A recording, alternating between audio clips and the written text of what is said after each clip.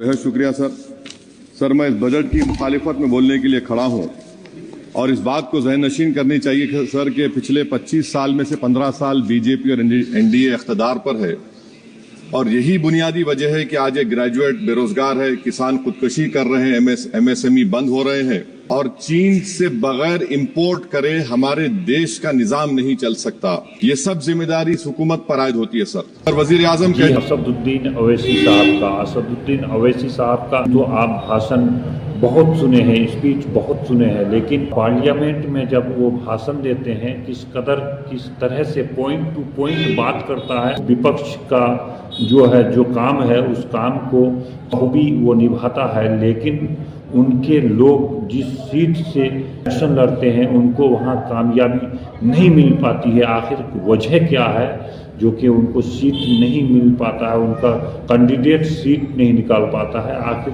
उनको लोग सपोर्ट क्यों नहीं करता है? आप सुनिए अंतिम तक उनका स्पीच को, फिर आप कहेंगे कि वाकई उनका जो है भाषण होता है, पॉइंट टू पॉइंट हर पॉइंट पर बात किया है। सुनिए उनका अंतिम तक वीडियो पसंद आए तो लाइक एवं शेयर कर दीजिएगा।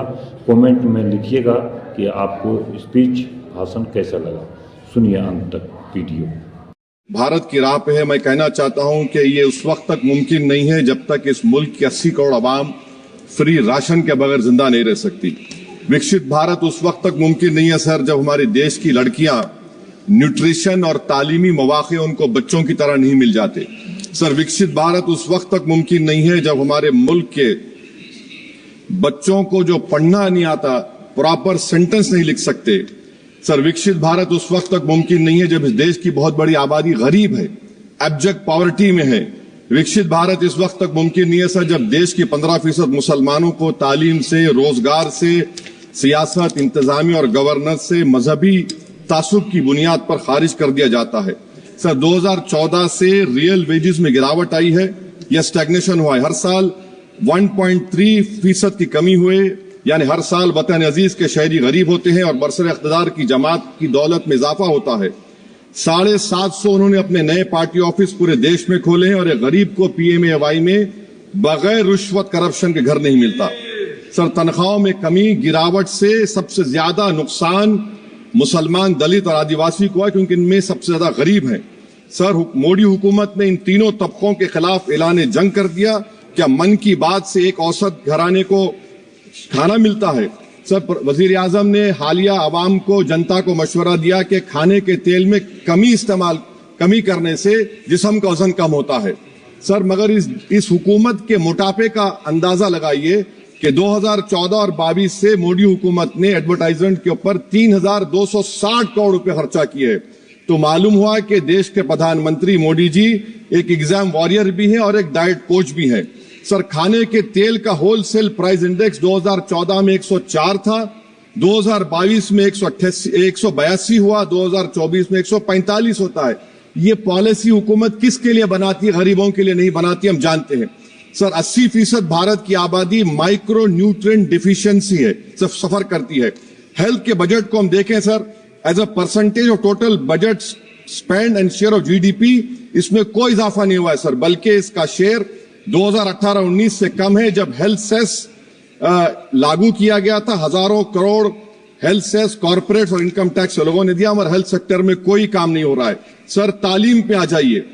इकोनॉमिक सर्वे जो रिसेंटली ले हुआ है इस हाउस में, जिसमें डेटा यह बताता है कि स्कूल रिटेंशन क्लास 1 to 10 63.8 और हायर सेकेंडरी में क्लास 1 to 12 45.6। मतलब यह है कि सर एक 1/3 हमारे बच्चे 10वीं तालीम को मुकम्मल नहीं करेंगे और आधे से ज्यादा 12th की तालीम नामुकम्मल करेंगे। लगता है कि देश के प्रधानमंत्री इनको एग्जाम वॉरियर बनाने का जो नारा लगाते हैं, वो नहीं चाहते कि नौजवान तालीम याफ्ता बने, बल्कि सिर्फ चाहते हैं कि गरीब और मायूस नौजवान उनकी जलसों जनसभाओं में यहाँ शिरकत करें, उनके लिए जिंदाबाद के नारे लगाएं और खुद की जिंदगी और मुस्तकबिल को मुर्दा कर दें। सर सच्चाई यह है कि हमारे नौजवानों का एक बहुत बड़ा तबका बेसिक मैथमेटिक्स पढ़ नहीं सकता और अपनी मादरी जबान में एक जुमला नहीं लिख सकता। सर जो सौतेला तासुब रवैया अक़लियतों के साथ हुकूमत कर रही है, इसकी मिसाल यह है कि वजारत अक़लियती बहबूद का बजट पिछले साल से कम हो गया है। सर मैं एग्जाम्पल दे रहा हूं आपको। जो pre matric, post matric, MANF, free coaching, interest subsidy education loan है, एलोकेशन फॉर एजुकेशन एम्पावरमेंट में जबरदस्त कमी आई है सर। पिछले साल 1575 करोड़ था सर, इस साल 678 करोड़ कर दिया गया है सर। सर सेंट्रल सेक्टर की जो स्कीम्स है जिसमें education, empowerment, skill development, PM विकास है, 2024 में 2120 करोड़ में से सिर्फ 770 खर्चा किए गए सर। 2025-26 में उसको 1237 करोड़ कर दिया गया सर। ये सरकार अक़लियतों को और खास तौर से मुसलमानों को मुकम्मल नजरअंदाज कर दी गई है। प्री मैट्रिक स्कॉलरशिप सर, पिछले साल 326 करोड़ में से 90 करोड़ रुपए खर्चा किए गए। पोस्ट मैट्रिक में इस साल 65% कमी कर दी गई, सिर्फ 413 करोड़। मेरिट कम मीन सर 33 करोड़ से 7 करोड़ कर दिया गया है। कौमी वक्फ बोर्ड तरक्याती स्कीम, शहरी विकास संपत्ति सर 2023-24 में 17 करोड़ में 8 करोड़ दिए गए, 1 करोड़ खर्चा हुआ। 2024 में 16 करोड़ सिर्फ 3 करोड़ रुपए दिए गए। इस साल 13 करोड़ रुपए दिए गए हैं। तो इससे अंदाजा होता है कि हुकूमत वक्फ की जायदादों को आमदनी का जरिया नहीं बनाना चाहती, उसको बर्बाद और खत्म करना चाहती है सर। स्किल डेवलपमेंट में हमारी दोहर उस्ताद नई मंजिल बिल्कुल खत्म करके रख दिया। अब टेक्सटाइल इंडस्ट्री बर्बादी के दहाने पे आ गई सर। 2016 तक भारत में सबसे ज्यादा रेडीमेड गारमेंट्स हम एक्सपोर्ट करते थे, आज उसमें 14% कमी आई, बांग्लादेश हमसे आगे चला गया सर। मैं एक मिसाल दे रहा हूं, मालेगांव में पावरलूम इंडस्ट्री में जो रोजगार देते हैं, ना उस पावरलूम इंडस्ट्री के लिए ना उसमें लेबरर के लिए कुछ इस बजट में रखा गया है। RODTEP, ROSCTL में एक्सपोर्ट प्रमोशन की पॉलिसी नहीं बनाई गई। ग्रुप इंश्योरेंस और GIS को क्यों बंद किया गया इन पावरलूम इंडस्ट्री के लिए? और फिर सर PLI स्कीम के बहुत बड़े दावे किए जाते हैं। ये PLI स्कीम प्रो कॉर्पोरेट है, जबकि इसको प्रो माइक्रो होना चाहिए था। मालेगांव की पावरलूम इंडस्ट्री के लिए इंफ्रास्ट्रक्चर डेवलपमेंट है। ये तासुब और सौतेला सुलूक मालेगांव पावरलूम और ये इंडस्ट्री से कब तक चलेगा सर? डेडलाइन मोदी जी, ये गवर्नमेंट डेडलाइन देती है। मेक इन इंडिया का वादा था सर, 100 मिलियन जॉब्स, 12 से 14% ग्रोथ। हकीकत क्या है सर? सिर्फ 6% ग्रोथ है। मैन्युफैक्चरिंग एम्प्लॉयमेंट में सर 12.6 2011-12 में था, वो गिरकर 11.4 हो गया 2022-23 में सर। इकोनॉमिक यूरोपियन यूनियन की policy on carbon border adjustment mechanism, EU deforestation regulation, ये कहता है इसके ऊपर भारत का बहुत बुरा असर पड़ने वाला है। इकोनॉमिक सर्वे ये कहता है कि 9.5 बिलियन एक्सपोर्ट्स में कमी आएगी। क्या पॉलिसी है सरकार की सर? अनक्लेम डिपॉजिट्स देखिए सर, 2023-24 में LIC में 3,70,000 maturity claims are lying unclaimed, 880 crore के। EPFO 2023-24 में 8,500 crore is lying unclaimed in 21 lakh inoperative accounts. Is this being done deliberately to shore up the government supply? Why is the middle class being made bali ka bakra sir? In February 2023 sir, 35,000 crore is lying vacant or unclaimed in public sector banks. Why don't you use it? And sir, the travesty of justice is in PM Poshan sir, a cook or helper gets only 1,000 rupees for 10 months. Why can't the government increase? Sir, agriculture department का जो budget है 4,000 करोड़ कमी कर दी गई।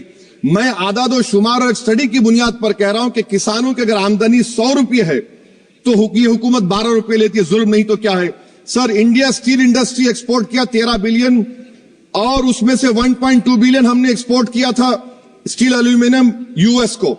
अगर Trump 25% tariff लगाएगा, ये significant burden होगा इंडिया के स्टील एक्सपोर्टर्स पर, और इसीलिए इंडिया मेटल इंडेक्स गिरा है 3% सर। क्या पॉलिसी है सरकार की सर? कंक्लूजन में अब आप देखें, the revenue through income tax is set to increase by 4 lakh crore for BE24, while the corporate tax is only set to increase by 60,000 crore.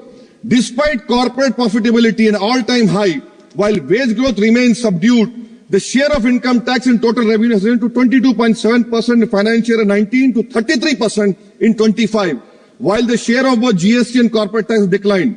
This means that it is still the individual taxpayers paying income tax that is funding the government, while corporation get an easy ride, sir. In conclusion, sir, the state I come from, Telangana से मैं आता हूं, तेलंगाना की आवाम ने 8 MP BJP को दिए। एक project आप नेशनल प्रोजेक्ट नहीं कर सकते, पालमारू इरिगेशन प्रोजेक्ट को नेशनल प्रोजेक्ट नहीं बनाते। गोदावरी के पानी को लाने का प्रोजेक्ट आप नहीं देते, मेट्रो को नहीं देते, एक स्टील बायारा, मेरे 8 MP आपके जीत के गए। ये लगता है कि बेचारे वो कितने कमजोर हैं कि जिस रियासत से जीत कर गए वहां पर कुछ नहीं कर सक रहे हैं सर। तो इसीलिए मैं इस बजट की मुखालिफत में खड़ा हूं। इससे कोई रोजगार में फायदा नहीं होगा, विकसित भारत नहीं बनेगा। आप लाख बोल लीजिए, हम 12 लाख का बाजा बजाइए, मगर बाजू GST का एक चौकीदार खड़ा हुआ है चोरी करने के लिए। बहुत बहुत